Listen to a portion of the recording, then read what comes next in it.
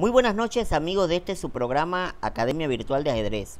Les habla Jesús Osorio y la noche de hoy tenemos otro programa espectacular en compañía de dos jóvenes talentos del ajedrez panameño, como lo son el joven Nicolás Batista y el joven de La Chorrera, Raúl Rivera. Pero antes vamos a continuar con el estudio de nuestro temario sobre el tema del rey en el centro. Y para eso tenemos dos partidas muy interesantes la noche de hoy. La primera de ellas jugadas por el Greco, un teórico del ajedrez del siglo XVII, y la segunda de ellas jugada por nada más y nada menos que Harry Nelson Pillsbury, un jugador norteamericano muy importante de finales del siglo XIX y principios del siglo XX. La primera partida que vamos a ver sobre el tema del rey en el centro inicia con E4. Y aquí el aficionado que enfrentaba al Greco siguió con E5. El Greco, como es habitual, desarrolló su caballo en F3, tocando el peón de E5, y las piezas negras trajeron su caballo a C6, defendiendo dicho peón. Ahora el Greco coloca su alfil en la casilla C4, la apertura italiana, tocando inmediatamente el punto F7. Las negras por su parte hacen lo mismo, colocan su alfil en la casilla C5, tocando el punto F2. Ahora las blancas continúan como es habitual en la italiana con C3, una movida que prepara D4, también prepara la salida de la dama por B3, prepara muchas cosas, una movida muy buena. Aquí las negras continuaron con una movida que no es muy habitual, hicieron dama E7. Aquí es preferible hacer jugadas como caballo F6, por ejemplo, pero en esta ocasión el rival prefirió hacer dama E7. Ahora el Greco en esta posición hizo el roque corto y las piezas negras hicieron la movida D6 para liberar el alfil de casillas blancas. Aquí el Greco prosiguió con D4, como habíamos dicho, que es la idea de la movida C3, y las negras continuaron con alfil B6. Aquí ya empieza el Greco a posicionar un ataque importante. Hace una movida como alfil G5 para ocasionar la movida F6, que fue casualmente lo que se hizo en esta partida. Sin embargo, mucho mejor era haber ubicado el caballo en F6, aunque hacerlo significaba poner el caballo en una posición de clavada. Pero las negras hicieron F6 y bueno, esto prácticamente debilitó un poco la situación del rey negro. Aquí las blancas decidieron hacer alfil H4 y las negras continuaron con peón G5, con la idea de seguir ahuyentando el alfil, ¿no? Y hacer perder tiempo a las piezas blancas. Ahora, era mucho mejor en vez de G5 hacer la movida alfil G4, por ejemplo, para clavar este caballo de F3 y buscar algún tipo de idea de esa manera. Sin embargo, la movida G5, que parecía que iba a ahuyentar el alfil, pues da oportunidad a que las blancas hagan un sacrificio aprovechando la mala situación que tiene el rey en el centro. Y la brillantísima jugada que se le ocurrió al Greco fue la jugada caballo por E5. Fíjense que aquí las negras no tienen otro remedio que aceptar el sacrificio de caballo y se da la oportunidad a las blancas de entrar con la dama con todo en esta partida, dándole un jaque al rey que se encuentra en una posición bastante precaria en el centro del tablero. Ahora aquí las negras hacen rey D7, pero ya es una posición bastante difícil porque ahora las blancas vienen con alfil por G5 y fíjense que estamos atacando con la dama y con los dos alfiles en una posición bastante difícil para las piezas negras. Aquí increíblemente la movida que se recomienda hacer es caballo F6. Sin embargo, las negras hacen dama G7, que da la oportunidad a una brillantísima combinación que terminará con el jaque mate del rey negro en 3 movidas, siendo la primera de ellas un sacrificio impresionante con alfil E6 jaque, con la idea de seguir atrayendo el rey hacia adelante en esta posición que no le da otra opción que tomar el alfil.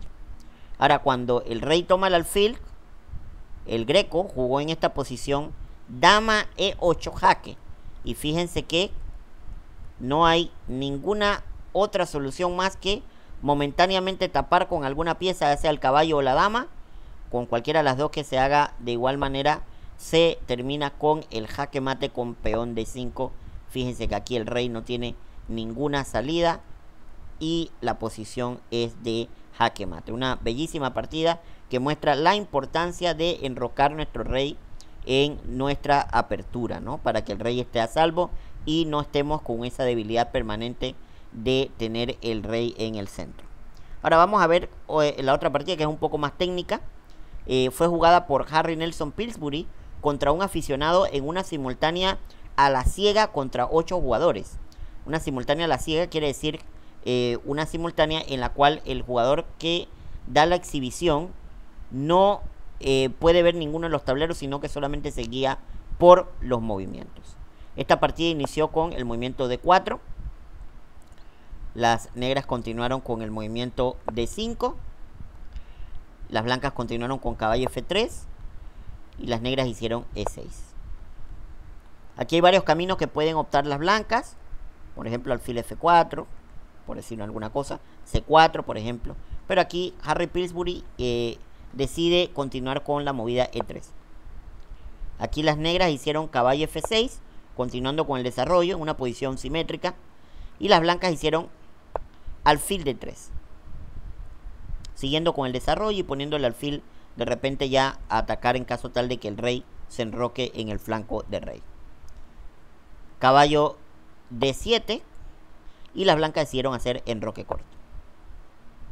Las negras hicieron B6, una movida teórica, se podría decir, y caballo D2.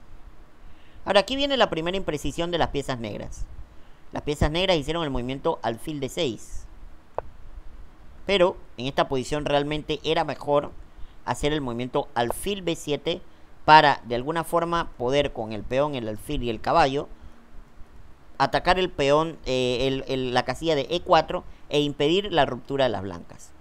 Sin embargo, las negras hicieron alfil D6 y precisamente las blancas hicieron E4, ¿no? Apoderándose y atacando el centro. Ahora las negras tomaron peón por, caballo por, y las negras hicieron alfil B7, poniendo el alfil en una buena diagonal. Sin embargo, aquí las blancas continúan con caballo por D6, jaque, peón por D6 y alfil F4, que aparte de ser una jugada que desarrolla el alfil de su casilla de origen, también está atacando el punto flojo de D6. Aquí las negras continuaron con alfil por F3, una movida que es un tanto mala. Hubiera sido mejor, por ejemplo, hacer algo como dama E7 seguida de enroque corto, o tal vez una jugada como dama C7 también. Pero aquí las negras continuaron con alfil por F3. Las blancas continuaron por dama por F3. Y las negras hicieron D5, una movida de lo más natural. Sin embargo, aquí ya se empieza a ver el problema del rey en el centro, ¿no? Y la movida que siguió de parte de Harry Pillsbury fue alfil D6, inmovilizando el rey y no permitiendo el enroque, que como saben no se puede ejecutar debido a que el alfil está dominando la casilla de F8. Aquí las negras prosiguieron con torre C8 y las blancas con torre de F a E1, atacando por rayos X al rey. Las negras, por supuesto, trataron de ahuyentar el alfil con torre C6 y las blancas continuaron con alfil A3, manteniendo la presión sobre la casilla F8. Fíjense que aquí cualquier jugador pudiera cometer un error con alfil G3, retrasando el alfil, pero que ya se pierde el control sobre esta importante casilla para mantener el rey en el centro. Así que fue alfil A3, una jugada bastante buena. Las negras continuaron con A5. Y aquí las blancas ya empezaron a tratar de romper el centro totalmente para abrir campo a sus piezas, con la movida C4. Y fíjense que ya se amenaza, en caso tal de que el negro haga una jugada flojísima como H6, ya se amenaza algo como esto. Peón toma D5, caballo toma y la dama toma el caballo, debido a que el peón de E6 se encuentra clavado por la torre. Sin embargo, no hay muchas opciones que funcionen, ya que, por ejemplo, si se hace peón por C4, por decir algo, cae la torre, ¿no? Cae la torre en C6 y se pierde en el material.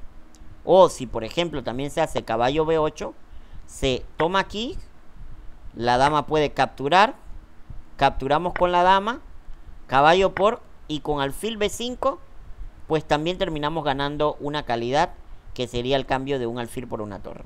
Así que viendo todos estos análisis, las negras hicieron caballo E4. Y aquí las blancas prosiguieron con peón por D5. Y las negras, en vez de tomar de vuelta, hicieron caballo G5 tratando de buscar algún tipo de contrajuego. Sin embargo, aquí con la jugada dama G3, las negras, al no poder tomar con el peón, hicieron torre C8. Y bueno, ya aquí las blancas empezaron a abrir de lleno la posición de las negras, ¿no? Peón por E6, caballo por E6. Y bueno, viene un remate hermosísimo de esta partida Harry Pillsbury. Hay que recordar que es una partida a la ciega, una exhibición. O sea que este maravilloso jugador hizo esta jugada sin ver el tablero, ¿no? Torre por E6, un sacrificio de calidad que obliga a las negras a tomar la torre, prácticamente con este peón. Y por supuesto viene el remate bellísimo de dama G6. Fíjense la poderosa acción que está generando este alfil y la dama. El rey está obligado, las negras están obligadas a tomar esta dama aquí. Y se da el remate con alfil por G6, jaque mate. Fíjense cómo los alfiles, al igual que hemos visto en algunas partidas anteriores, juntamente hacen este hermosísimo jaque mate. Muy bien, con esto vamos a ver el problema de la semana que dejamos la semana pasada. Es un problema interesantísimo que, bueno, juegan las blancas y hacen tablas. Entonces, cualquier jugador pensaría que lo ideal es tratar de traer las blancas lo más cerca de los peones lo más rápido posible, ¿no? Pero fíjense que la jugada rey F8 pierde inmediatamente debido a que rey F6 mantiene a las piezas enemigas lejos de los peones. Y ahora, si rey E8, pues sí hemos logrado sacar a las piezas blancas del alcance de sus propios peones. Y ya es muy fácil para las negras llegar hasta el peón enemigo y tomarlo para la coronación. Fíjense que aquí ya realmente es muy fácil hacer la coronación de dicho peón y proseguir con el mate. Así que increíblemente la jugada que empata esta partida es rey H8, que pareciera algo increíble porque se aleja más de su propio peón para defenderlo.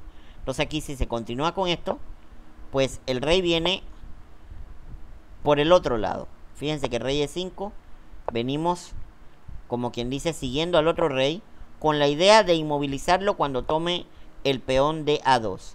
Aquí rey C3, rey E4, rey B2, rey D3, rey por A2 y la movida rey C2 increíblemente empata la partida. Fíjense que el rey negro no puede salir.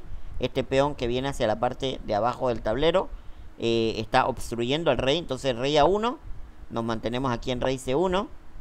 Si el rey decide echar para atrás, nosotros de igual forma hacemos lo mismo. Y si decide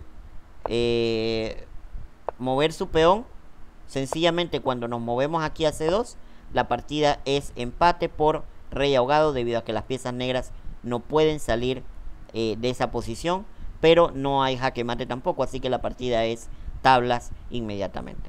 Con esto vamos a dejar este diagrama a continuación. Juegan blancas y hacen tablas, un diagrama que sigue más o menos esta misma idea, para que nos envíen la solución a nuestras redes sociales: Instagram Pana Chess Academy, Facebook Panama Chess Academy, o a nuestro WhatsApp 6893-2726. Queremos mandarle un saludo especial a todo el equipo de la Federación Nacional de Ajedrez de Panamá, en especial al licenciado José Carrillo, nuestro presidente, que estuvo de cumpleaños hace poco. También le mandamos el saludo a los amigos de Plus Radio 88.9, que sábado tras sábado transmiten nuestro programa. Y, como no, también un saludo a todos los amigos del grupo Harpy Eagles, en especial al maestro internacional Jorge Baúles, al amigo Modesto Miranda de Chiriquí, al amigo Pedro Jiménez, al amigo Feliciano Ruiz del Club Colón C3 y por supuesto a nuestro televidente de La Chorrera, el experto nacional Abel Cornejo, que esperamos tenerlo pronto en nuestro programa. Así que con esto nos vamos al primer cambio comercial y estaremos de vuelta con estos dos jóvenes talentos que hemos traído para el programa del día de hoy. No se nos vayan.